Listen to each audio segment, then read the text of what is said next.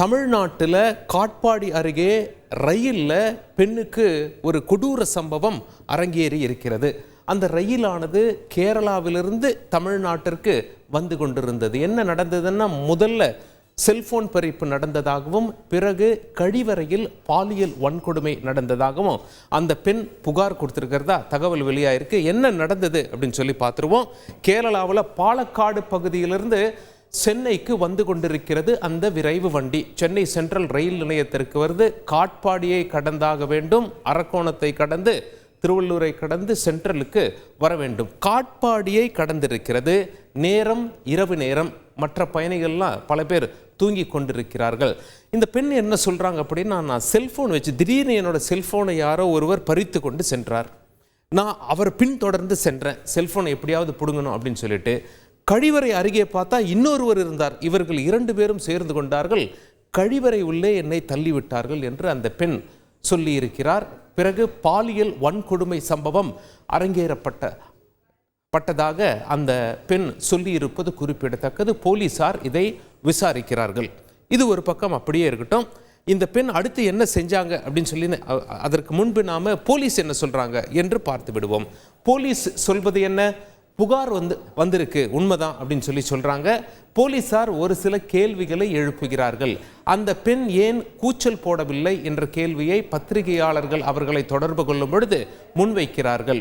ஒருவேளை அந்த பெண் கூச்சல் போட்டிருந்தாலும் ரயில் ஓடுகிற சத்தத்தில் அந்த கூச்சல் கேட்பது மிக அரிதானது. ரயில் ஓடும் ஒரு சில காட்சிகளை பார்த்து விடுவோம்.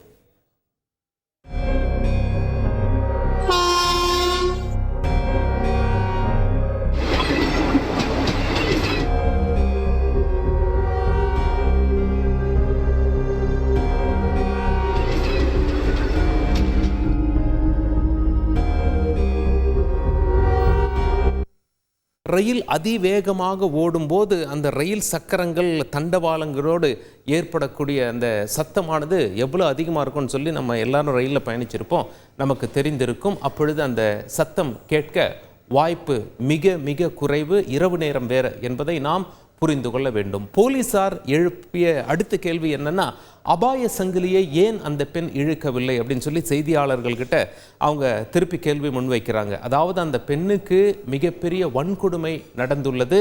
அந்த பெண்ணின் ஆங்கிள் இருந்து பார்த்தோம்னா எவ்வளவு பயந்துருப்பாங்க.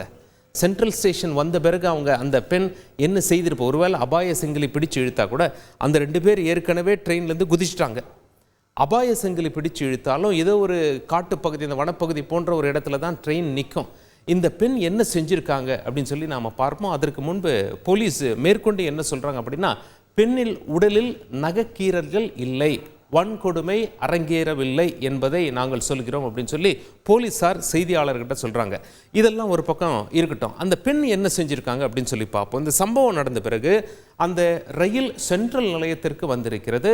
இந்த பெண் மருத்துவமனைக்கு தான் சென்றிருக்கிறார். மருத்துவமனை தான் போலீஸுக்கு தகவல் கொடுத்திருக்கிறார்கள். இது போன்ற ஒரு சம்பவம் அரங்கேறிருக்கு அப்படின்னு சொல்லி ஒரு பெண் வந்திருக்காங்க, நாங்கள் சிகிச்சை அளித்து வருகிறோம் உங்களுடைய தகவலுக்காக அப்படின்னு சொல்லி.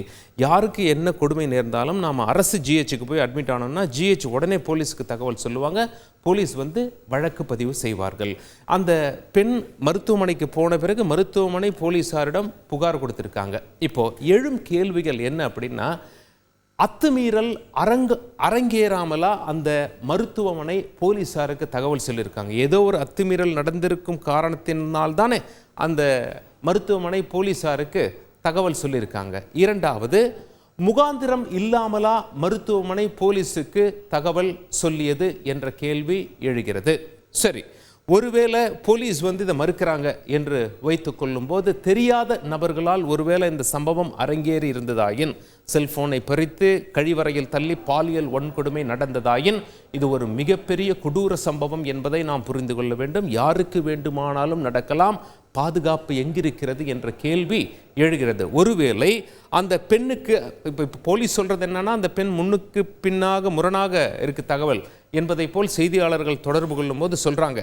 ஒருவேளை அந்த பெண்ணுக்கு தெரிந்த நபர்களால் இந்த கொடுமை இழைக்கப்பட்டது என்றால், அந்த தெரிந்த நபர்களுடைய செல்போன் எண்ணெல்லாம் அந்த பெண்கிட்ட இருக்கணும் இல்லையா? இன்னும் ஏன் போலீசார் அவர்களை கைது செய்யவில்லை என்ற கேள்வி எழுகிறது. அடுத்த கேள்வி என்ன எழுகிறது அப்படின்னா, இந்த சம்பவமானது இன்னைக்கு காலையில் தினத்தந்தி பேப்பரில் கூட வந்திருக்கு. அப்படி வந்த சம்பவத்தின் அடிப்படையில் என்ன விசாரணை, இந்த கம்ப்ளைண்ட் உண்மையா அல்லது போலியா, உண்மையிலேயே இது போன்ற ஒரு வன்கொடுமை சம்பவம் அரங்கேறி இருக்கிறதா, விசாரணை எந்த கட்டத்தில் இருக்கிறது, ஏன் இதுவரை குற்றவாளியை கைது செய்யவில்லை என்ற எந்த தகவலையும் இதுவரை ரயில்வே போலீசார் பத்திரிகையாளர்களுக்கு தரவே இல்லை. பத்திரிகையாளர்கள் தொடர்பு கொள்ளும் பொழுது வன்கொடுமை அரங்கேறவில்லை என்று போலீசார் சொல்வது குறிப்பிடத்தக்கது.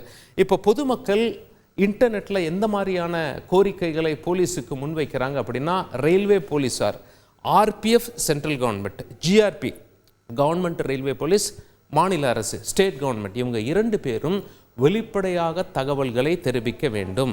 என்ன நடந்தது என்பதை வெளிப்படையாக தெரிவிக்க வேண்டும். அது மட்டுமில்லை, இனி ரயிலில் இது போன்ற குற்ற சம்பவங்கள் நடக்காமல் இருக்க வேண்டும்.